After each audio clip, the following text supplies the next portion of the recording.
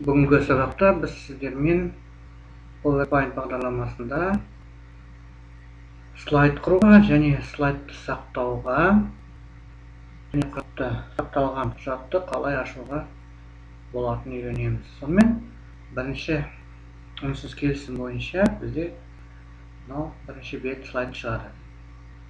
Оны қалай өзгертуге болады?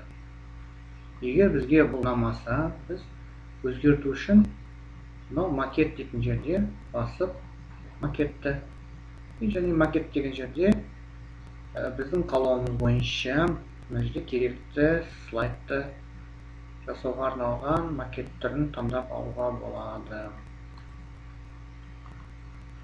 Жалпы терезе элементімен танысатын болсақ, бірінші жол бізде тақырып жолы болып саналады. Екінші жол мынау бізде меню жол деп аталады. Меню жол бірнеше қалталардан тұрады, қалташалардан. Әр қалташаны бассақ, заставка, дизайн, переходы, өзінің тән командалары орналасқан, показ слайдов, главное. Ал мынау құрал саймандар жолы болып саналады.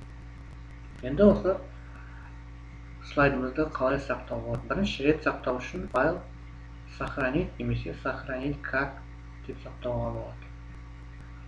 Сохранить. Яғни қажетті үнсіз келісім бойынша бұл бізде библиотека документ құжаттар бөлімінде сақтайды. Имя файлға деген жерге слайд пакет слайд бір презентация PowerPoint слайд авиа сохранить. Келесі қадам енді дизайн түріне көшейік. Енді дизайн әшекейлер үшін мынау дизайн түрлерін таңдауға болады. Кез келгенін таңдауға болады. Және екінші сақтау үшін және сохранить тұрған. Енді қайтадан жаңа слайд құру үшін файл создать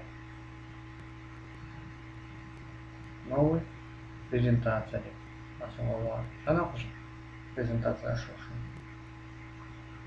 создать. Ал бұрын сақталған презентацияны ашу үшін файл открыть. Яғни слайд біріміз открыть. Өзгерістер енгізуге болады. Міне бүгінгі осы